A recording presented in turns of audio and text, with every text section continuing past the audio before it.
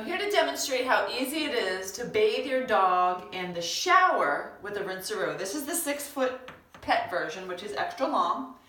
And what you do is you'll just slip it on to the shower head. It fits up to a 7-inch wide shower head. We're going to warm up the water for the dog. Come on, Bub. Bubba, come on in. Here she comes. She doesn't mind it because there's no spray on it. It's very gentle on the dogs. And they really don't mind it. She'll come right in when she's getting a bath. We're going to get a bath today, Bubs. Okay. Whoops.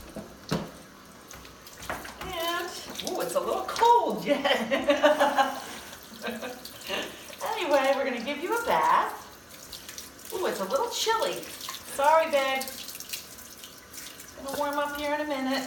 Okay, and you get the idea. So you can get the underbelly. It really, it's a great tool to just rinse them if they're out playing in the dirt, or just, give them a bath.